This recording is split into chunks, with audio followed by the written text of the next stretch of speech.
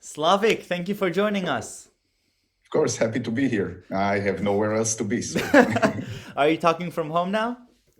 I am, shelter in place and all. So, how has it been the past few weeks? Have you all moved online as well? All of the Misto and Palo Alto networks? Yes, yes, all of us are working from home in the last few weeks. We're being fairly productive, I have to say.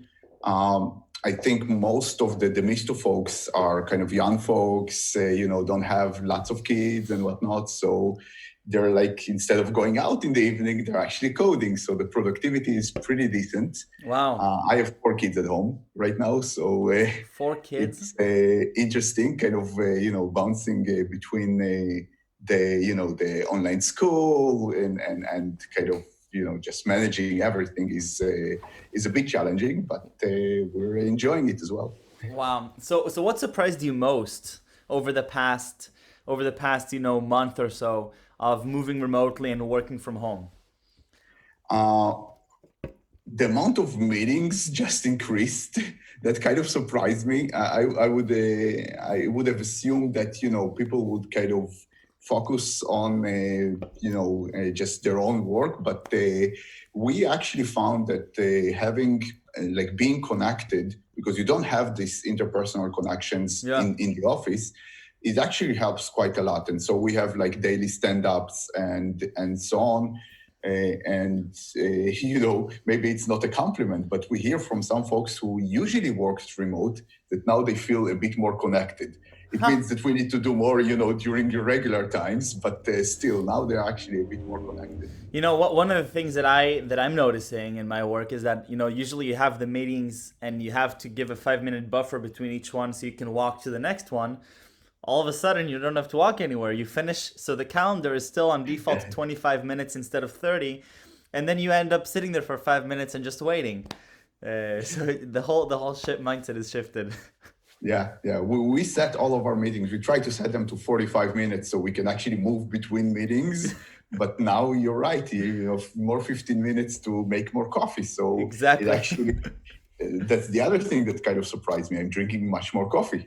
There you go. There you go. It's right here, right, like right next to me. So, every 5 minutes I will go pour myself coffee. So Slavik, you sold two companies. The most recent one, Demisto, for hundreds of millions to Palo Alto Networks. We got to meet a few months ago, and I fell in love with what you guys are doing and the way that you're really making the life of any company that cares even a little bit about their cybersecurity much easier, much more automatic. Um, Talk to me a little bit about how did you even get into cybersecurity, and Mhm. let's start from the army, the Israeli army, Yeah. and you're working with databases. Right. So I was in the Israeli army in one of the computer units, and uh, I guess before that I studied in the Technion. I'm what's called a today, and so in the army I was in a computer unit. We actually developed a very distributed system around the Oracle database. So this kind of got me started with Oracle databases. And I guess we didn't have, so I at least, my job wasn't very much connected to security, but that was something that I really found interesting all the time. And since I was in the army, I was kind of a team leader of developers, Uh-huh. and we had obviously limited roles in our permissions. This was the first time I actually got a, a, a court-martialed by somebody because I hacked into a system to elevate privileges to myself to actually do something that is that I was wanting to do in the system. So it was Crazy. not for malicious purposes, but I didn't have the relevant permissions. It was the weekend. I actually had to gain access. I didn't get anything, by the way. So my punishment was that I needed to prepare a cybersecurity presentation to the team. So That's what the that army. was Yeah, all the punishments are presentations to the teams.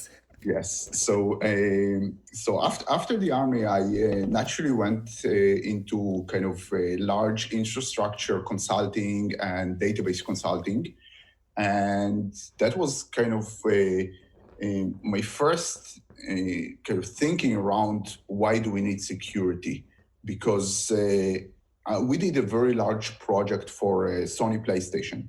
And that project was around the PlayStation Online. This was the PlayStation 2. So if I take you back in time, like all the SOCOM games and so on. By the way, I have my name there in the credit roll. So Really? bragging rights, yeah, because I was the one developing the backend solution for that and the APIs for the games. And so at the time, I was still in Israel, and I was kind of working with the remote databases of the Sony PlayStation production. Yeah. I would SSH into the box and can do whatever selects I wanted. So I could see tens of millions of credit cards right there, and nobody knew. So I was like a contractor from Israel. Like, how do they trust me with that? It was so weird. And I said, oh my God. So either I take these 10 million credit cards, sell them on the black market, and Oh my God. for a lot of money, or I should develop some solution for that. So this was my first kind of thinking around a security, and in particular database security. And I actually started a company called Centrigo that did exactly that, did activity monitoring for databases. Yeah. To make sure that nothing is against the policy. So the DBA is not accessing, payrolls or credit cards or things like that. So it's mostly, both attacks from outside, but also insider threat type of thing. Yeah, it wasn't just about cybersecurity, it was also about human security and Yeah, sort of enforcing privacy regulations within our organization. indeed. So that was kind of my idea. So in 2006, I raised some money from Benchmark Israel that no longer exists, and then this is how we started the Centrigo. It also kind of taught me a lot about the whole startup thing, Yeah. because I'm an engineer. So my first instinct is to create a engineering hard to solve solution. And that startup was all around very hard to solve problems. Sure. Because the way you monitor databases is actually very hard. You need to reverse engineer the database, understand the memory structures, and then through the memory, kind of understand what's running. So it was reverse engineering of like Oracle, SQL, MySQL, Sybase, DB2, all of those relational databases. And, it's not documented. So you kind of pour over the binary, do all the reverse engineering, IDA Pro and all of that. Oh my God. Wow. And that was really challenging, really tough. But, the go-to market of that is even harder, because you have to get the DBA and the security guy in the same room agreeing on something. And it was tough. So it kind of taught me a life lesson about, engineering and, hard problems are interesting, but you need to build something that the customer actually wants and is easy to kind of sell and market. So that was kind of do my you first think that security. the experience in the army when you had all of the you were sort of like this root user of an Oracle database in a very high sensitive, high impact environment, is that a unique experience that you think positioned you to really understand what's happening and have that confidence in taking ownership over something as complicated as database security? I think overall the army helps you a lot by basically giving you a lot of responsibility at a very early age, Yeah. right? So you get a lot of responsibility, and since you can manage that responsibility, you gain confidence. Right. And you gain confidence, and you kind of understand, hey, sure, yeah, I can do it. I can continue doing it. And from that perspective, definitely. Also, there's kind of a hacker mentality in the army. Yeah. Okay. Your dog in the background. He just wants the toys. So definitely there's a hacker mentality in the army. So you try to get by with whatever you have. If you have like a pin and paper clip and I don't know something, you manage to do something Yeah, with it. So, yeah. and you know that you were in the Israeli army, so No, I had a fantastic experience, and the number of times when we were just told, these are your resources. We're not going to get anything else. Just get it done. That's all yeah, you have, and you get it done because you're in the army, and and you have that sense of responsibility that you're not working, you're serving, and when you have that incentive, then all of a sudden things become much easier to execute. So you join the McAfee team right as a result of the acquisition, and then you go on to create an even bigger company, Demisto. right, right. So I was so we actually in Centrigo we went through the 2008 crisis, which kind of reminds During current times. Centrigo. Yes. Wow. I moved to the US in 2008 July, literally like a week before the entire economy tanked, Wow. and I like to think I brought the whole crisis here to the US, and it was a terrible experience, both in terms of there's really huge uncertainty. You're looking at your customers, and Yeah. all of them basically just freeze everything. And we were struggling. We were struggling to raise money. We were struggling to sell. I had to immediately after I came here, I had to fly back and fire a lot of the team No. because we Wow. didn't have enough money. Like looked at the projections, we didn't have enough money, and we kind of tried to raise from here and there. It was unbelievable. That also kind of taught me you know get enough in your war chest to make sure that you can execute through the bad times as well. And so when the opportunity presented itself in 2010, we actually engaged McAfee, and in 2011 we sold the company, which was again because of the whole crisis. It kind of breaks your trajectory, so you kind of Yeah. have up and down. And so we didn't. We just said, "Hey, somebody's making an offer. Let's take it." Right. And Slavik, yeah, I I have to stayed. ask, how is the experience, coming as a core engineer and excited about difficult issues? I mean, it's not like you go in like Seret Matkal and it's all about like people, and all of a sudden you find yourself in a position where you have to go back to Israel and you have to fire some people who you brought on board, and all of a sudden it doesn't matter. You're not an engineer now; you're a leader, and Yeah, you're responsible for them. So how do you work through that? it was tough. Personally, obviously very tough for me, but even tougher for the ones that we had to Of let course, go. We actually really tried to act responsibly, maintain like payments as much as we could. We also found for most of those folks, we found jobs, alternative jobs, wonderful. because Israel is very well connected, so we Yep, knew pretty much everybody, yep. and so. But it's hard, no, and not don't let anybody tell you it's easy. This is like super hard. We let go about a third of the team, which is quite a lot, and all the rest took a pay cut as well. Wow. So it was, but you try to do everything to survive. So it's really tough.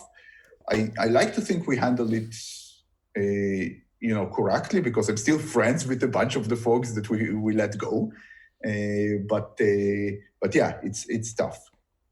So that kind of also affected me moving forward. We sold, I think, the company a bit too early. But again, this was our kind of being scared of what's happening around the corner. So we sold the Centrigo to McAfee, and then I stayed with McAfee for a while. So I stayed with McAfee for 4 years, trying to both kind of both do the earnouts, as you know, but then also make sure that the team is landed correctly, the product is thriving, and so on. But I guess after like two years became boring. And Wow.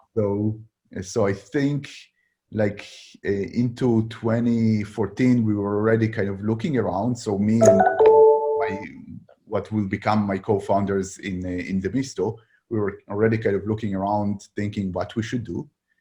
And this is like the first instinct is again trying to solve a really hard problem. Right. I kind of convinced. So my co-founder Rishi, who was not part of the original Centrigo team, he was actually the one who managed the acquisition of us into McAfee. So he had an office right next to me. Huh. So we had office next to office. Yeah. And every morning he would come in, and we would drink coffee. I had a small Nespresso machine in the office, and then we would start talking about like what we should do and what we should do next and so on. So we started with this idea of creating like an EDR solution, like endpoint detection and response, but based on a distributed database. And it's kind of a cross, if you're familiar with the companies, between Carbon Black and Tanium. So you can do real-time queries, understand what is the situation, but also keep all the historical knowledge in a very efficient way. So that was kind of the idea. And we were like, oh my God, we started reading academic papers around peer-to-peer databases and started kind of developing this interesting architecture. And in 2015, we had the RSA conference, and we interviewed a lot of CISOs during the conference because it's a good time to meet, obviously. Yep. And I think we met like between 30 and 40 CISOs, and we kind of presented that idea to them. And all of them pretty much unanimously said, it's a crappy idea. We are not interested in another endpoint. And so we kind of had to stop for a second, think, and say, okay, so what should we do? And so we asked them. So we actually asked what are the big problems that they're facing, and what is the, what are the big pain points, and eventually we kind of landed on this idea of what eventually became the Misto, which is a kind of helping the security team cope with the too many alerts, too many security tools, not enough security people. And so making the process as efficient as possible and as consistent as possible. So that's kind of the Misto on a very, very high level. And so I quit McAfee in, I think it was April 2015. And I kind of started kind of working on that. And then Rishi, Dan, and Guy kind of joined me. Wow. Okay. And then, years go by and you sell it for quite a nice amount to Palo Alto Networks. And now you're leading the Demisto product within Palo Alto Networks, right? Right. In one of the most, I haven't seen too many integrations, but from the ones that I've seen of a company acquiring another company, this is considered a very successful integration, right? Right. I think actually Palo Alto Networks did, I think, the best thing that you can do, and in many senses left the team alone. Yeah. So you kind of maintain the entire structure of the team, and you maintain the same kind of spirit of what got you to this successful state. And it's up to us, kind of the leaders, to look around and say how this is kind of merging into the existing businesses. And definitely. I think from the team perspective, they're still feeling like this Sayeret Matkal, as you said, still feeling like this elite team that continues to execute and do what they're best at. And we kind of are the ones who kind of incorporate into the processes and do all the, the go-to-market and the NPI process, which is, all the big company things that you need to go through. Yeah. Wow, that's Slavik. That's incredible. I mean, I wish we had more time to also talk about the cybersecurity space in general, but you have to go back to running a company, and you're staying safe and healthy and with 4 kids at home. So before we leave, I do need 3 words that describe you. Oh, 3 words that describe me.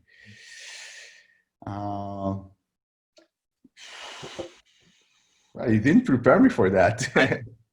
I think I'm gonna make a lot of enemies after all these discussions. I always trip people up. I think curious, tenacious, and I like it. I like tenacious. smart, I guess. I couldn't agree more. Slavik, toda rabba. Thank you very much. Toda. Thanks. Happy to be here.